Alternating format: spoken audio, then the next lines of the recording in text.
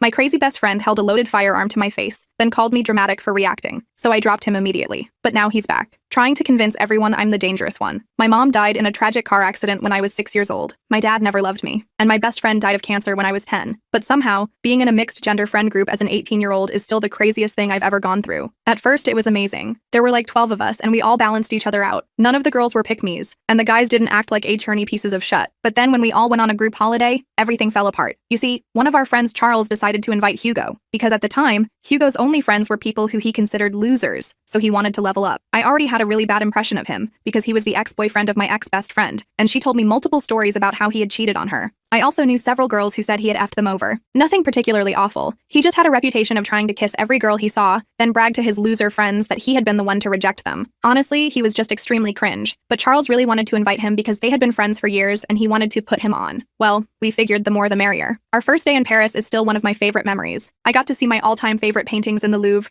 and we all ate beautiful pasta with white wine by the glimmering Eiffel Tower. Literally the dream, like, ugh, I want to go back. Anyway, the next day was amazing too, but then came nighttime. We all wanted to go to this club that had a literal fish tank inside of it, and to save money, we all drank beforehand. Legal drinking age in France is 16. That's when I learned just how R-worded Charles really is. He insisted on taking one of our friends, Ella, on one of the rent scooters, and Ella agreed, which I thought was a little strange considering she had a boyfriend, but who am I to judge? So when me and the rest of the group got there, we headed inside. The only reason we got in was because there was just one boy and 2 girls. Good ratio. It was so beautiful, and me and my friend Daisy popped our French kitty cat like we ate down. After just 20 minutes, Hugo came running up to us. Ugh, guys, Ella fell off the scooter and she's over-exaggerating the pain, so they're not getting in. I rolled my eyes and we asked Hugo if we should go check on them. Nah, it's chill, let's just stay here, he said, so we simply took his word for it. The rest of the night was amazing until it was time to go home. I myself had so much fun, and I was so drunk that I couldn't stop talking about how fun it was. But when we saw Charles again, he was angry. Like, really angry. Except no one would tell us why. I remember sitting on my bed beside the balcony, listening to Charles and Hugo talk shit about me, saying how selfish I was. And Daisy must have heard me crying in the bathroom, because she came in and comforted me. She told me I wasn't selfish, and that I was the nicest girl she'd ever met. Little did I know, things were about to get extremely messy. The next day, Charles and Hugo were straight up ignoring me and Daisy. And Charles had a huge crush on Daisy, so she found out the information for me. Turns out, Ella had in fact fallen off her scooter, but it wasn't just a fall. It got so bad that the paramedics had to come and stitch her up. And of course, the entire time Hugo was telling Charles that me and Daisy were refusing to leave the club because we just wanted to kiss French guys. He even claimed that Daisy was trying to lead him on. Like what? I didn't even flirt with a single guy. And Hugo was rejected by so many girls that he ended up having to kiss a 30-year-old woman. For the next few days, there was a lot of tension between us. I sort of stopped caring after a while because I knew none of it was my fault. But as soon as the drama died down, Hugo stirred it back up again. Suddenly, Ella was telling me crazy things he'd say about me. And whenever I was near him, he went out of his way to treat me kindly. It was honestly disgusting. The only person who really took my side was Daisy, who also hated him by this point. Then came the final night of the trip. 5 of our friends had come for the last day, and were staying in an Airbnb nearby. When I heard this, I practically jumped for joy, because one of the boys was Jack, my all-time boy bestie who I adored. As soon as we heard they arrived, we, drunkenly, scooted towards them. Unfortunately, I forgot that Jack is an a-hole. He can best be described as one of those straight men who desperately want to be the gay best friend. So when I opened the door, he started shoving me away at full force. He even closed the door on my head. Looking back, it was definitely to impress the girls, and because he was practically in love with me. But why would abusing your friend impress them? Anyway, at the time I was too drunk to understand things clearly, so I cried on the side of the road. Jack even made one of our male friends, Pedro, cry too. But I guess I didn't realize how effed up Jack was, because out of nowhere he pulled out a gun from the Airbnb room. My heart stopped for a second, then started racing so fast I thought it might burst out of my chest. Chill, it's not loaded, Jack laughed, but his eyes had this weird intensity I'd never seen before. They were cold and calculating, like he was enjoying our fear. Pedro stepped between us, his voice shaking. Put that away, man. That's not funny. His hands were trembling, but he stood his ground, positioning himself as a shield between me and the GN. Jack waved it around like it was a toy, pointing it at each of us. You should see your faces right now. The barrel swung from Pedro to me and back again, and I couldn't breathe, couldn't move, couldn't do anything but stare at the weapon that seemed impossibly large in Jack's hand. My heart was pounding so hard I thought I might throw up. Even hammered, I knew this was beyond messed up. The hallway suddenly felt too small, too hot, too dangerous. That's when Marcus, Ella's boyfriend who'd come with Jack, grabbed the GN from him. What the hell is wrong with you? He hissed, checking the chamber. This is real, you psycho. His fingers moved expertly over the weapon, and I wondered briefly where he'd learned to handle GNs. Jack's face changed then, like he realized he'd crossed a line he couldn't uncross. It was just a joke, he muttered, but nobody was laughing. The silence in that hallway was deafening, broken only by the sound of my own ragged breathing. We all backed away, stumbling into the street. I couldn't stop shaking. My teeth were chattering even though the night wasn't cold,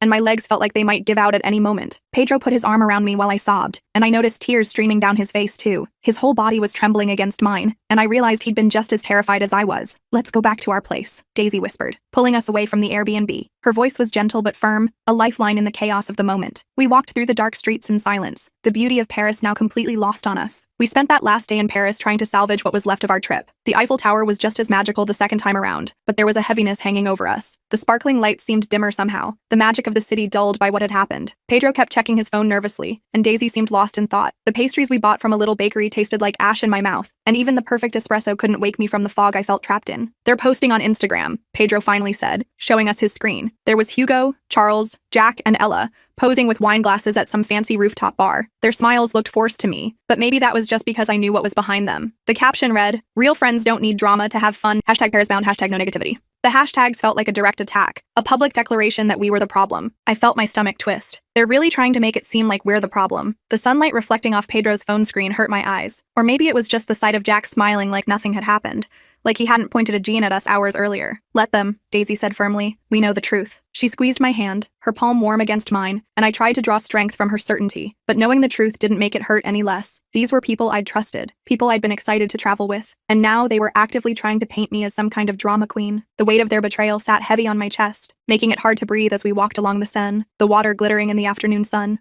We returned to the apartment late that evening to find everyone already packing for our flight the next morning. The atmosphere was frigid. Charles and Hugo barely acknowledged our existence, moving around us like we were furniture rather than people they'd once called friends, while Jack made a point of loudly talking about how much better their day had been without certain people bringing everyone down. His voice carried across the apartment, each word designed to cut deep. I was folding my clothes when Ella approached me in our shared room. For a moment, I thought maybe she was going to apologize or at least explain herself. Her face was unreadable as she stood in the doorway, watching me pack my favorite sweater. "You know," she said quietly, "Hugo told me what you've been saying about me." She crossed her arms over her chest, her posture defensive. I froze. "What?" My hand stilled on the half-folded sweater, my mind racing to understand what she was talking about. That I'm desperate, that I throw myself at guys for attention. Her eyes were cold. He showed me the texts. She pulled out her phone as if ready to show me evidence. My jaw dropped. "What texts?" "I never said anything like that." My voice came out higher than I intended, squeaky with shock and confusion. She just gave me a look of disgust. "Save it. I thought we were friends." She turned on her heel and walked out, leaving me standing there in shock, the sweater still clutched in my hands. Before I could respond, she walked out, leaving me standing there in shock. I immediately grabbed my phone and texted Daisy. "Did you hear what Ella just accused me of?" My fingers trembled as I typed, making me hit backspace several times to correct mistakes. Daisy appeared in my doorway seconds later, her face grim. "Hugo's creating fake screenshots. He just tried to show me proof that you called me a pick-me behind my back." Her hair was still damp from the shower, and she looked exhausted. "That's insane." I felt sick. Why would he do this? My stomach churned with a mixture of anger and disbelief. How could someone go to such lengths to hurt people they barely knew? "Because we know too much," she said simply. "About him and Ella, about his lies." She sat down on the bed beside me, the mattress dipping under her weight. That night, I barely slept. I kept thinking about Hugo methodically turning everyone against me, creating fake evidence, spinning narratives. The sounds of Paris at night filtered through the window, distant car horns, laughter from a nearby restaurant, the occasional siren, but they felt like they belonged to another world entirely. It was calculated and cruel in a way I couldn't comprehend. What kind of person puts this much effort into destroying someone? I stared at the ceiling, watching the headlights from passing cars create moving patterns of light and shadow,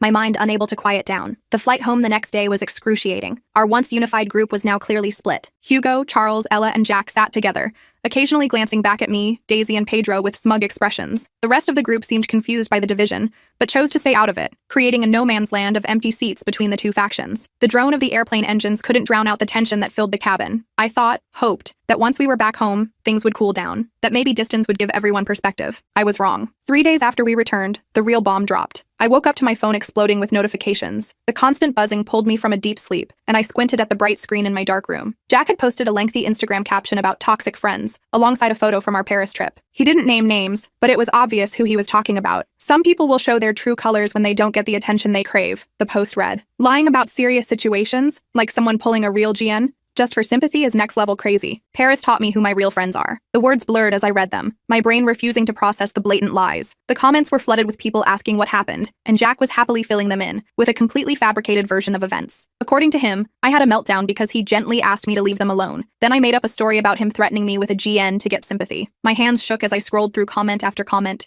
each one worse than the last. I felt physically ill reading it. Worse, Hugo and Charles were actively commenting, backing up his story. Even Ella had liked the post. The betrayal cut deeper with each new notification, each new person who believed their lies without question. This is insane, I whispered to myself, scrolling through the comments. People who weren't even on the trip were now weighing in, saying they always knew I was that type of girl. The morning sunlight streaming through my blinds felt too harsh, too exposing. As I sat there watching my reputation get torn apart in real time, my phone rang. It was Daisy. "Have you seen it?" she asked, her voice tight with anger. "Yeah," my voice cracked. "Daisy, they're making me sound delusional." I could hear the desperation in my own voice, the fear that people would actually believe their version of events. "I know. I already commented with what really happened, but Hugo deleted it. Then he DM'd me saying I should be careful about picking sides." She sounded tired, like she'd been up all night dealing with this. I sat up straight. "He threatened you?" My free hand clenched into a fist, nails digging into my palm. Not explicitly, but the implication was clear. She paused. "There's something else. Pedro just called me. Jack confronted him at the gym, accused him of being in love with you. It got pretty heated." I could hear the concern in her voice, picture her pacing her room as she talked. My heart sank. This is all my fault. The weight of guilt pressed down on me, making it hard to breathe. "No," Daisy said firmly. "This is Hugo's fault, and Jack's, and everyone else who's playing along with their BS." Her certainty was like a lifeline, something solid to hold onto in the chaos. After we hung up, I sat on my bed, trying to figure out what to do. The sun had fully risen now, casting a golden glow across my dorm room that felt at odds with the darkness of the situation. Part of me wanted to post my own version of events, but I knew that would just feed into the drama queen narrative they were pushing. Another part wanted to reach out to Ella directly, to try to understand why she'd turned on me so completely. Before I could decide,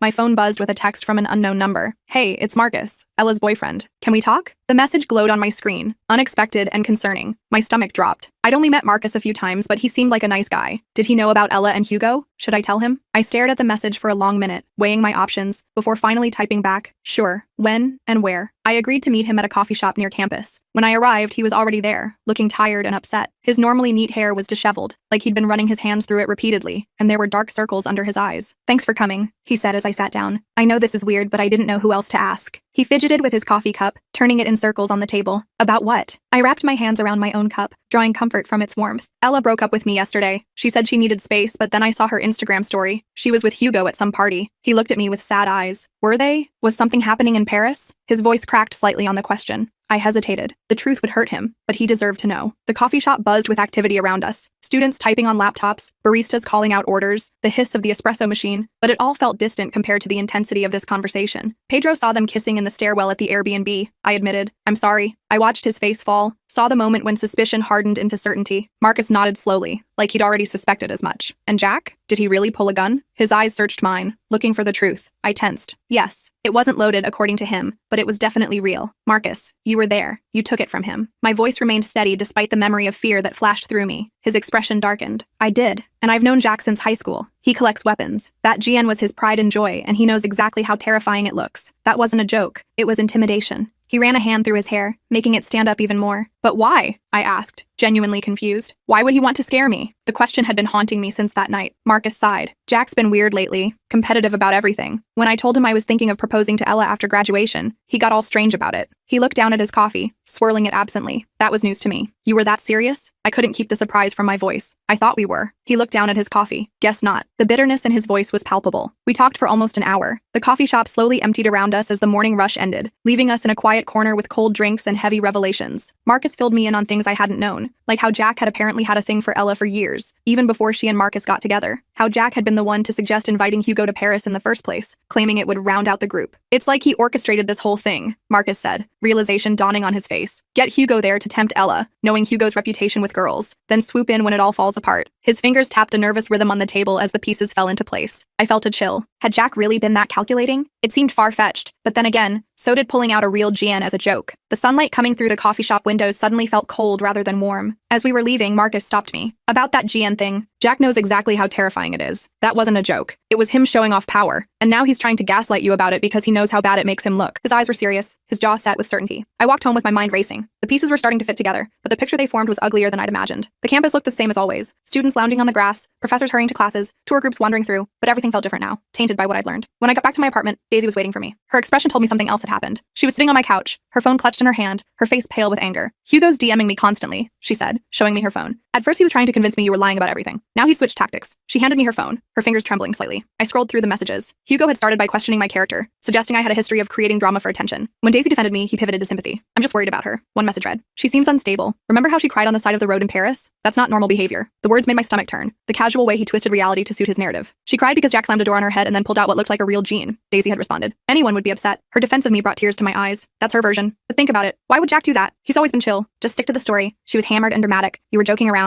She's exaggerating for attention. The manipulation was so blatant it was almost laughable, if it wasn't so disturbing. I felt sick reading his attempts to manipulate Daisy. He's trying to gaslight you about something you literally witnessed. I handed the phone back, my hand shaking slightly with anger. I know. And the worst part is, he's doing this to everyone. She took her phone back. Pedro says Hugo reached out to him too, acting all concerned about his obvious feelings for you and how you're using him for support. She tucked a strand of hair behind her ear, her movements agitated. That's ridiculous. I didn't even know Pedro had feelings for me until Paris. The idea was so absurd I almost laughed, despite everything. Daisy nodded. Hugo's trying to isolate you, turn everyone against you, or make them doubt themselves for believing you. The afternoon sun streaming through my apartment windows cast harsh shadows across her worried face. The realization hit me like a truck. This isn't just about Paris anymore, is it? This is about Hugo wanting to destroy me for some reason. The thought made me cold all over, despite the warmth of my apartment. I think so. And Jack's using it to his advantage to cover up his own behavior. She reached for my hand, squeezing it reassuringly. We spent the rest of the evening documenting everything. Screenshots of Hugo's messages to Daisy, Jack's Instagram post and comments, everything we could think of that showed their pattern of lies and manipulation. The soft clicking of our keyboards and the occasional sigh were the only sounds in my apartment as we worked. It wasn't much of a defense, but it made me feel less crazy to see it all laid out. The next day, things escalated even further. Hugo posted a long, seemingly heartfelt Instagram caption about toxic friendships and learning who really has your back. He didn't name me directly, but he included a photo from Paris where I was visibly cropped out. The early morning light made my phone screen hard to read as I squinted at the post,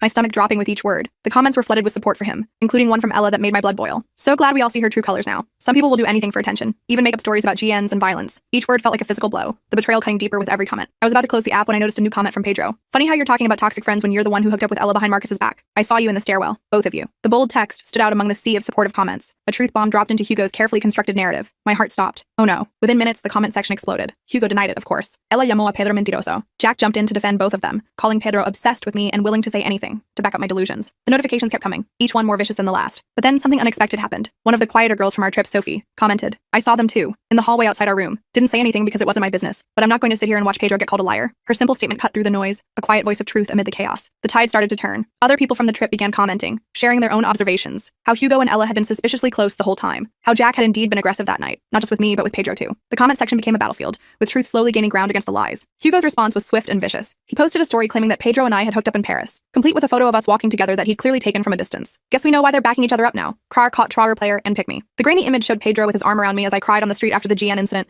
twisted to look like something romantic rather than a friend comforting another friend. Pedro called me immediately, panicking. We didn't. His voice was high with stress, words tumbling over each other. I know, I assured him. Everyone who matters knows too. I tried to sound confident, even as my own anxiety spiraled, but the damage was spreading. People who weren't even involved were now messaging me, asking if I'd really hooked up with Pedro while leading Jack on. The narrative had somehow morphed into me being jealous because Jack had rejected me, so I turned to Pedro for comfort, and was now making up stories about Jack to get back at him. My phone buzzed constantly with messages, each one more absurd than the last. It was exhausting and infuriating. I couldn't believe how quickly a simple vacation had devolved into this toxic mess of lies and manipulation. I sat on my bed, staring out the window at the campus below, students going about their normal lives while mine felt like it was imploding. That evening, I got a text from Ella. We need to talk. Alone. The message glowed ominously on my screen, filling me with dread. Against my better judgment, I agreed to meet her at a quiet corner of the campus library. The smell of old books and the soft rustle of pages turning created a deceptive sense of normalcy as I waited. When I arrived, she was already there, looking nervous. Her hair was pulled back in a messy ponytail, and she kept glancing around as if afraid someone would see us together. I need you to back off, she said. Stop having Pedro spread lies about me and Hugo. Her voice was hard, but her eyes wouldn't meet mine. I stared at her in disbelief. They're not lies. Multiple people saw you together. I kept my voice low, conscious of the students studying nearby. It was one kiss, one mistake. Her voice was hard. And now you're trying to ruin my reputation. She picked at her nail polish, flakes of red falling onto the library table. I haven't said anything publicly, I pointed out. Pedro did. And only after Jack and Hugo started dragging my name through the mud. The frustration I'd been holding back threatened to spill over. Because you're being dramatic about everything. Jack was just joking around with that gun. You're the one who freaked out and made it a whole thing. She waved her hand dismissively, as if pointing a GN at someone was no big deal. I took a deep breath, trying to stay calm. Ella, he closed a door on my head. Then he pulled out what looked like a real gun. That's not a joke. It's intimidation. I could feel my heart rate increasing as I relived the moment. Oh, please. She rolled her eyes. You've always been so sensitive. And now you're trying to turn everyone against Hugo because, what? You're jealous that he likes me instead of you? The accusation was so ridiculous that it momentarily stunned me. The accusation was so absurd I almost laughed. I have zero interest in Hugo. He's been lying about me this entire time, and for some reason you're backing him up. I leaned forward, trying to understand what had happened to the girl I thought was my friend. Her expression flickered, just for a moment. Hugo cares about me. He's been there for me. For a second, she sounded uncertain, like she was trying to convince herself as much as me. The same Hugo who lied about how serious your scooter accident was, who left you injured so he could go to the club. I kept my voice gentle, not wanting to attack her, but needing her to see the truth. He explained that. He didn't want everyone making a big deal and ruining the trip. She fidgeted with her bracelet, twisting it around her wrist over and over. I shook my head. Ella, listen to yourself. He left you injured and lied to us about it. And now he's hooking up with you while you're still technically with Marcus. Does that sound like someone who cares about you? you? The library light seemed too bright suddenly, highlighting every emotion that crossed her face. Her eyes welled with tears. You don't understand. Hugo gets me in a way Marcus never did. A single tear escaped, tracking down her cheek. And Jack? Where does he fit into all this? I asked, genuinely curious about the dynamics I was only now beginning to understand. She looked away. Jack's just a friend. But there was something in her voice, a hesitation that made me doubt her words. A friend who's been in love with you for years, according to Marcus. A friend who invited Hugo to Paris, knowing Hugo's reputation with girls. I watched her face carefully, saw the moment when confusion gave way to realization. Ella's head snapped up. What are you talking about? Her eyes widened with genuine surprise. I told her what Marcus had shared with me, about Jack's long-standing feelings for her, his reaction to Marcus wanting to propose, his suggestion to invite Hugo. With each revelation, her face grew paler, her fingers gripping the edge of the table so tightly her knuckles turned white. That's not. Jack wouldn't. She trailed off, looking confused. The certainty she'd walked in with was crumbling before my eyes. Think about it, Ella. Who benefits most from you and Marcus breaking up? From you hooking up with someone with a reputation for using girls and moving on? I kept my voice gentle, not wanting to attack her, but needing her to see the truth. She stood up abruptly. I need to go. Her chair scraped loudly against the floor, earning us glares from nearby students. As she walked away, I called after her. Just ask yourself why Hugo and Jack are so determined to discredit me and Pedro. What are they afraid will expose? My words echoed slightly in the quiet library, following her as she hurried away. I didn't hear from Ella again that day, but the next morning, everything changed. I woke up to a series of screenshots from Daisy, private messages between Hugo and Jack that someone had leaked to the group chat. The morning sunlight streaming through my blinds seemed too cheerful for the bombshell that had just landed in my lap. Dude, we need to get our story straight about that night, Jack had written. If people believe her about the GN thing, I'm screwed. The timestamp showed it was sent just hours after the incident. Relax, Hugo replied. No one's going to believe her over us. Just stick to the story. She was hammered and dramatic. You were joking around. She's exaggerating for attention. His casual dismissal of the truth made my skin crawl. What about Pedro? He saw everything. Jack's concern was palpable even through text. I'm handling Pedro, making sure everyone knows he's just backing her up because he wants to get with her. Same with Daisy. She's just being a loyal friend. We've got Charles and Ella on our side. That's all that matters. The calculated manipulation laid out so plainly was chilling. There was more. Messages about how Jack had finally gotten Ella to break up with Marcus, how Hugo was just having fun with Ella but had no intention of anything serious, how they needed to contain the damage from Pedro's comment about catching them together. The messages went on and on, each one more damning than the last. I felt a strange mix of vindication and disgust. Here was proof that they'd been deliberately lying, manipulating the narrative, gaslighting me and anyone who supported me. But seeing it laid out so coldly, so calculatingly, made me feel sick. My hands shook as I scrolled through message after message, each one revealing a new layer of their deception. Who leaked these? I asked Daisy when she called. The morning was still early. Campus quiet, except for a few dedicated joggers visible from my window. That's the best part, she said, and I could hear the smile in her voice. It was Ella. Her satisfaction was evident even through the phone. Apparently, after our conversation, Ella had confronted Jack about what I told her. His reaction, defensive, angry, dismissive, had raised red flags. So she'd asked to see his phone, claiming she wanted to show him something. When he refused, she'd gotten suspicious, and somehow managed to access his messages while he was in the shower at her place. The bathroom fan had covered the sound of her frantically taking screenshots, her hand shaking as she uncovered more and more evidence of their deception. What she found confirmed everything I'd said, and worse. Jack and Hugo had been plotting together from the beginning. Jack had invited Hugo to Paris specifically to tempt Ella, knowing Hugo's reputation. He'd been counting on Hugo to hook up with Ella and then discard her, leaving Jack to comfort her and finally have his chance. The plan was so calculated, so manipulative, that it made my skin crawl just thinking about it. She's devastated, Daisy said, and furious. She forwarded everything to the group chat and then blocked both of them. I could hear the vindication in Daisy's voice, the relief that finally the truth was out. The fallout was immediate and spectacular. Charles, who had been backing Hugo and Jack, went silent when confronted with the evidence. The rest of the group was horrified by the calculated manipulation. Jack's Instagram post about me was flooded with new comments calling him out for lying. The tide had turned completely, washing away their carefully constructed narrative in an instant. Hugo tried to claim the messages were fake, that Ella was making them up because he'd rejected her, but it was too late. The screenshots showed his distinct typing style, references to conversations only he and Jack would know about, timestamps that aligned with events from the trip. No one was buying his desperate denials. Jack took a different approach. He posted a long, rambling apology on his Instagram, claiming he'd gotten caught up in the moment, and let his feelings for Ella cloud his judgment. He admitted the GN was real, but insisted it wasn't loaded and he'd just been trying to lighten the mood. He even tried to throw Hugo under the bus, saying Hugo had been the one pushing him to discredit me. His attempt to save face was transparent and pathetic. Nobody was buying it. By that evening, the tide had completely turned. People were messaging me with apologies for believing Jack and Hugo. Charles sent a lengthy text admitting he'd been wrong to take their side without hearing mine. Even some of Jack's other friends reached out, saying they'd always known he had issues but never thought he'd go this far. The campus that had felt hostile just days before now seemed to be rallying around me, offering support I hadn't expected. The only person I hadn't heard from was Ella, until my phone rang around midnight. The soft glow of my bedside lamp was the only light in my room as I answered, unsure what to expect. I'm so sorry, she said immediately, her voice thick with tears. I should have believed you from the start. The raw emotion in her voice was unmistakable. It's okay, I said, though part of me wasn't sure if it was. You got manipulated too. I sat up in bed, pulling my knees to my chest as I listened. No, it's not okay. I said awful things about you. I let Hugo convince me you were lying, when deep down I knew you wouldn't make something like that up. She took a shaky breath. And I cheated on Marcus, with someone who was just using me as part of some twisted game with Jack. Her voice broke on the last words. I didn't know what to say to that. She had cheated, and Hugo had used her. Those were facts. The silence stretched between us, filled only by the sound of her quiet sniffles. I broke up with Marcus because I genuinely thought I had feelings for Hugo, she continued. But now I see it was all just, I don't know, the excitement of Paris, the attention Hugo was giving me. I fell for his whole act. The regret in her voice was palpable. Have you talked to Marcus? I asked. I traced patterns on my comforter, following the stitching with my finger as I waited for her answer. Yeah, he doesn't want anything to do with me, which I understand. Her voice cracked. I ruined everything. My relationship, our friend group, your reputation. The pain in her voice was real, but so was the damage she'd done. The friend group was already toxic, I said, surprising myself with how much I meant it. Maybe this needed to happen. And maybe it did. Maybe we all needed to see the truth about each other before we could move forward, either together or apart. After we hung up, I sat on my bed, processing everything. The last few weeks had been a whirlwind of drama, betrayal, and pain, but sitting there in my quiet dorm room, I realized something important. I was okay. More than okay, actually. For the first time in a long time, I felt like I knew who I was and what I deserved. Not because of some dramatic showdown or public vindication, but because I'd weathered the storm without losing myself in it. The next day, I met Pedro at our campus coffee shop. The place was buzzing with students, and I spotted him in the corner booth, nervously fidgeting with a sugar packet. The familiar smells of coffee and pastries filled the air, creating a sense of normalcy that had been missing for weeks. When he saw me, his face lit up with a tentative smile. "Hey," he said as I slid into the seat across from him. "I already ordered your usual." He pushed a steaming mug toward me, the perfect amount of cream swirling on top. "Thanks." I wrapped my hands around the warm mug, grateful for the small gesture of normalcy after everything that had happened. The ceramic was smooth against my palms, grounding me in the present moment. We sat in awkward silence for a moment before both starting to speak at the same time. "You go first," I said, laughing a little. The tension broke, and suddenly it was just Pedro and me again, friends sharing coffee like we had countless times before. When it was my turn to speak, I took a deep breath. I just wanted to say I'm sorry for everything. Not just the Paris disaster, but also for not realizing sooner what was happening. I traced the rim of my mug with my finger, avoiding his eyes. "You don't need to apologize," Pedro said firmly. "You stood up for the truth. That's more than most people did." His sincerity was written all over his face, in the earnest way he leaned forward, in the warmth of his eyes. As we talked, I felt some of the tension from the past few weeks beginning to ease. Pedro was just Pedro. Honest, kind, a bit awkward, but real. There was something comforting about that after all the manipulation and lies. The coffee shop chatter around us faded into the background as we reconnected, finding our way back to the friendship that had been tested but not broken. My phone buzzed with a notification. Another message from Ella. "Can we meet up today? Need to talk more." The screen glowed brightly between us, interrupting our conversation. I showed Pedro the text. "What do you think? Should I meet her?" I valued his opinion, especially after everything we'd been through together. He considered it for a moment. "I think you should do whatever feels right for you. But remember, you don't owe her your time or emotional energy just because she finally realized the truth." His words were measured, thoughtful. I nodded, appreciating his perspective. "I'll think about it." And I would. I wasn't sure if I was ready to forgive Ella, but I also wasn't sure if holding on to anger would help anyone, least of all me. We finished our coffee and walked back across campus together. The sun was shining, students were lounging on the grass, and for the first time in weeks, I felt like I could breathe normally again. The campus paths were lined with blooming flowers, their bright colors a stark contrast to the darkness that had surrounded us for so long. "Want to hang out this weekend?" Pedro asked as we reached the point where our paths diverged. Daisy mentioned a movie night at her place. Nothing fancy, just a few people. His casual invitation felt like a step back toward normalcy. "That sounds perfect," I said, meaning it. A quiet night with trusted friends was exactly what I needed. As Pedro walked away, my phone buzzed again. This time it was a group message from Charles to everyone who'd been on the Paris trip. "Meeting at my place tonight at 8. Important stuff to discuss. Please come."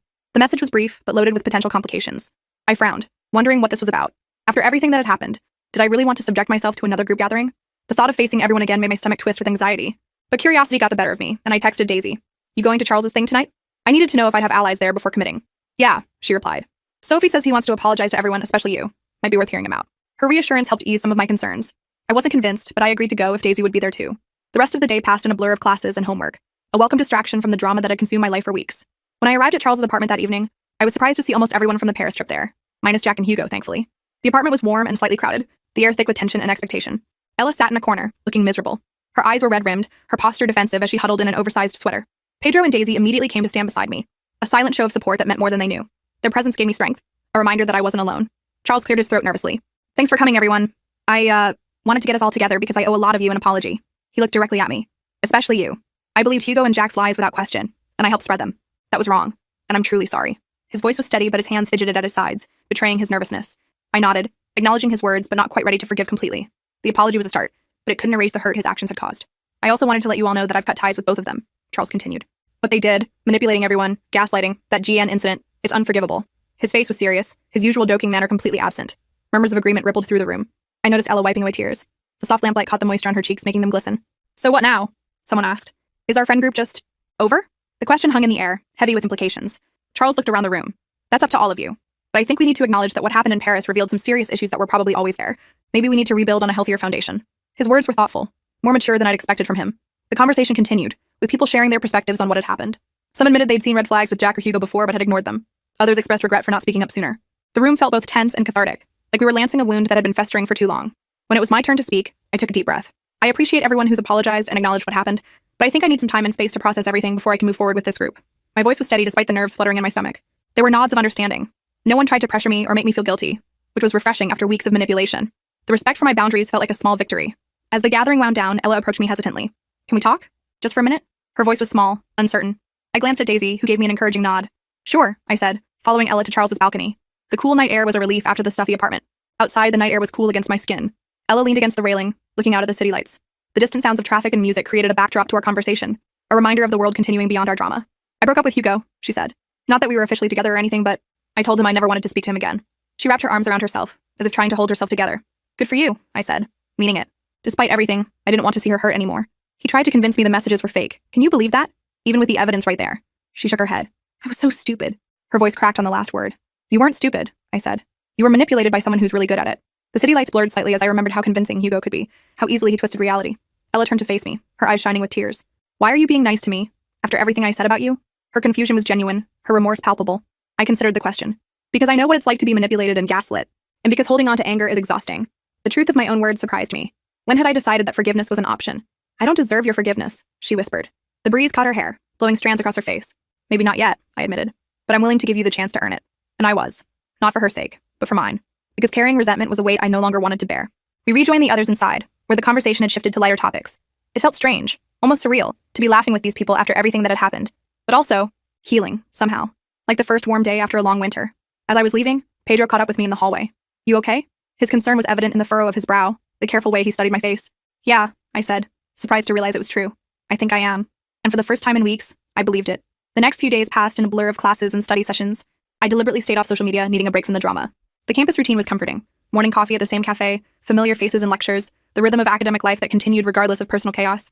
Daisy kept me updated on the essential stuff, like how Dak had apparently transferred to a different university after several people came forward with stories about his aggressive behavior, or how Hugo had tried to damage control by posting a tearful apology video that no one was buying.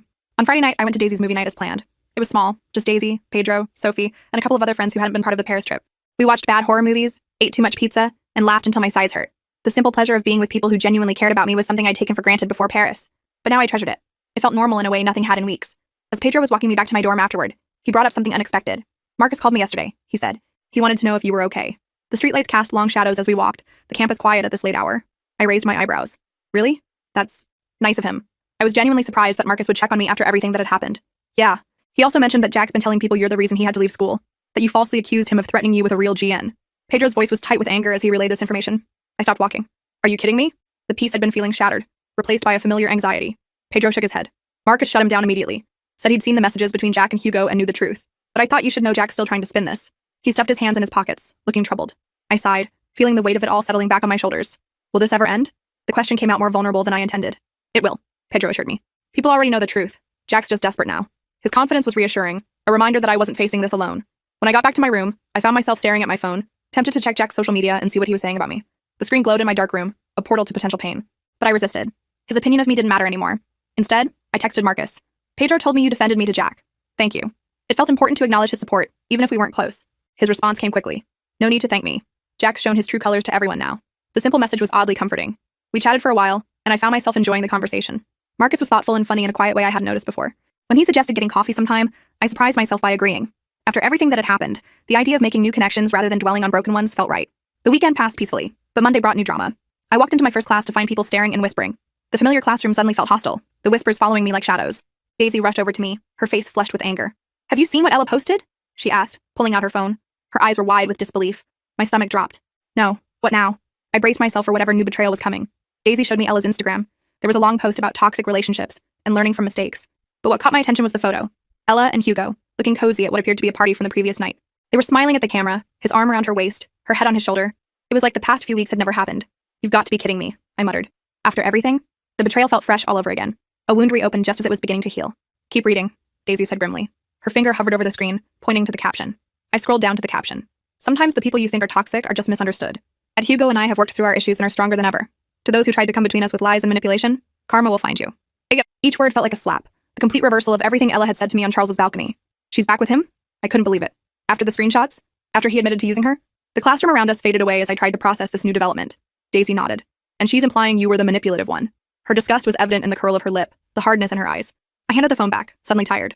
You know what? I don't care anymore. They deserve each other. And surprisingly, I meant it. The Ella drama, the Hugo manipulation, the Jack lies, it all felt distant somehow, like it had happened to someone else. The bright morning sunlight streaming through the classroom windows seemed to illuminate a new path forward, one that didn't include toxic people or endless drama. That afternoon, I met Marcus for coffee as planned. We talked about everything except Paris. Classes, favorite movies, childhood memories. It was refreshing to have a conversation that wasn't weighed down by drama. The coffee shop buzzed with normal activity around us, a reminder that life goes on despite personal upheavals. You seem different, Marcus observed as we were leaving. More, I don't know, centered maybe? He held the door open for me as we stepped out into the afternoon sunshine. I considered this. I think I am. The whole Paris disaster was awful, but it taught me a lot about who I can trust and who I can't, about standing my ground even when people try to make me doubt myself. The realization felt important. A lesson hard won, but valuable. Marcus nodded. For what it's worth, I admire how you handled everything. You didn't sink to their level, even when it would have been easy to. His sincerity was evident in his eyes, the gentle way he spoke. His words stayed with me as I walked to my next class. Had I really handled it well? There were moments I'd wanted to lash out, to post my own version of events, to make sure everyone knew exactly what Jack and Hugo had done. But something had held me back. Not fear, but a sense that adding more fuel to the fire wouldn't help anyone, least of all me. The campus paths were filled with students rushing to class, all with their own dramas and challenges, reminding me that my story was just one of many. No. 2 weeks later, the Paris drama had mostly faded from campus gossip. Ella and Hugo were still together, posting sickeningly sweet couple photos as if the whole manipulation scandal had never happened.